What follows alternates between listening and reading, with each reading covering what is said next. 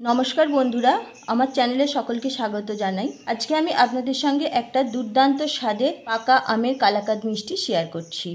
मिष्टिटा देखते जेमन आकर्षणीय खेते आरो बेशी लोभनीय। खूब सहजेई सामान्य उपकरण दिए बाड़ीते बानिये निन। पाका आमेर कालाकाद बानाচ্ছি। पाका आमेर कालाकाद बानानोर जोन्नो एकटा पाका आम निये नियेछि आर नियेछि 200 ग्राम पनिर। आजके आमी छाना छाड़ा पनिर दिएई पाका आम दिए कालाकाद बानाচ্ছি। प्रथमे आमटा केटे आमेर पाल्पटा बार करे एकटा मिहि पेस्ट बानिये नेब और पनिरटा ग्रेडार दिए ग्रेड करे नेब। এইভাবে आमेर पाल्पटा छाँकनी दिए छेके निले आमेर मध्य जे सुतो सुतो अंश थाके ना सेगुलो बेरिये जाबे छिबड़ा अंशटा। समस्त आमेर पाल्पटा छाँकनी दिए छेके नियेछि। देखुन कतटा स्मुथ पाल्प बेरिয়েছে। एर मध्य आमि दिए दिচ্ছি चिनी। खूब बेशी चिनी देब ना, आमटा मिष्टि।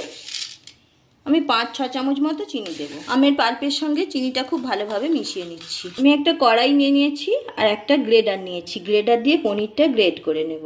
এইভাবে গ্রেডার দিয়ে সমস্ত পনিরটা গ্রেড করে নিচ্ছি। সমস্ত পনিরটা গ্রেড করা হয়ে গেছে। এবার আমের পাল্পটা যে চিনি মিশিয়ে রেখেছিলাম পনিরের মধ্যে দিয়ে দিচ্ছি।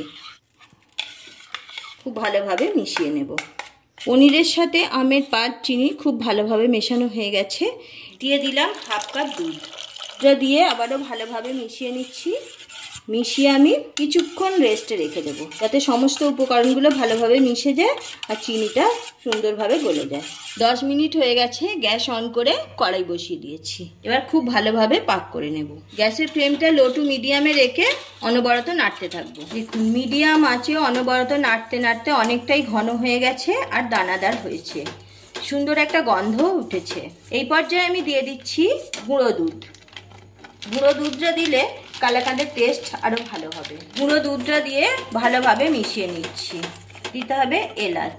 এলাচের গুঁড়ো দিয়ে দিচ্ছি। এলাচের গুঁড়োটা দিলে কালাকাঁদের গন্ধটা আরো সুন্দর হবে। যেমন সুন্দর কালার হয়েছে, দানাদার হয়েছে আর গন্ধ খুব সুন্দর হয়েছে। একটু সময় ধরে লো ফ্লেমে এটা বানাতে হবে।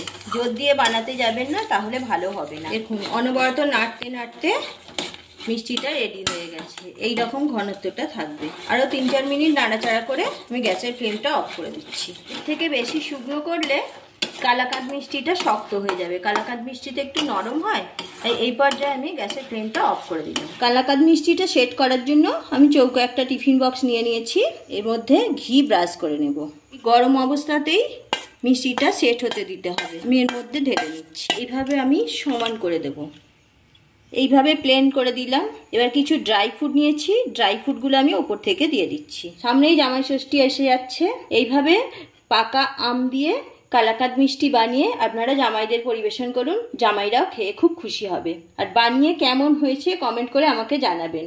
রেসিপি ভালো লাগলে কমেন্ট করে জানাবেন আর লাইক, শেয়ার এবং চ্যানেলটা সাবস্ক্রাইব করতে ভুলবেন না। আমি মিষ্টিটা ঠান্ডা হওয়ার জন্য 20-25 মিনিট রেখে দিচ্ছি। তারপর দেখাচ্ছি। 20 মিনিট পরে ফিরে এলাম। ঠান্ডা হয়ে গেছে মিষ্টিটা। আমি এবার পিস কেটে নিচ্ছি। একটা ছুরি নিয়েছি, ছুরি দিয়ে পিস কেটে নেব। গরম অবস্থায় পিসটা কাটতে যাবেন না, তাহলে ভালো হবে না। আর এখন পিসটা কেটে নিচ্ছি, কিন্তু তোলা যাবে না। এখনো পুরোপুরি ঠান্ডা হয়নি। এটা সেট হওয়ার জন্য ফ্রিজে কিছুক্ষণ রাখতে হবে। এইভাবে খুব আস্তে আস্তে আমি পিসটা কেটে নিচ্ছি। পিস কাটা হয়ে গেছে। এবার 1 ঘন্টা ফ্রিজে ঠান্ডা হওয়ার জন্য রেখে দিচ্ছি। এখন পিসটা তোলা যাবে না। ঠান্ডা হয়ে গেলে তবেই পিসগুলো তুলবেন, না হলে কিন্তু ভেঙে যেতে পারে। 1 ঘন্টা পরে ফিরে এলাম। ফ্রিজ থেকে মিষ্টিটা বার করে নিয়ে চলে এসেছি। এইভাবে আমি একটা প্লেটের মধ্যে তুলে নিচ্ছি। দেখতেই পাচ্ছেন কতটা সুন্দর লাগছে। এইভাবে সব মিষ্টিগুলো প্লেটের মধ্যে তুলে নিচ্ছি। কালাকাঁদ মিষ্টিটা একটু নরম হয় তো, কুসুম গরম অবস্থায় তুলতে যাবেন না পিসগুলো, তাহলে ভেঙে যেতে পারে। ফ্রিজে রেখে ঠান্ডা করে তবেই পিসগুলো তুলবেন। দেখুন কতটা সুন্দর। এইভাবে কালাকাঁদ মিষ্টি বাড়িতে পাকা আম তো এখন সবার আছে, বানিয়ে নিন এবং জামাই ষষ্ঠীতে জামাইদের খাওয়ান, খুশি হবে। অসংখ্য ধন্যবাদ। আবার দেখা হচ্ছে অন্য কোনো ভিডিও।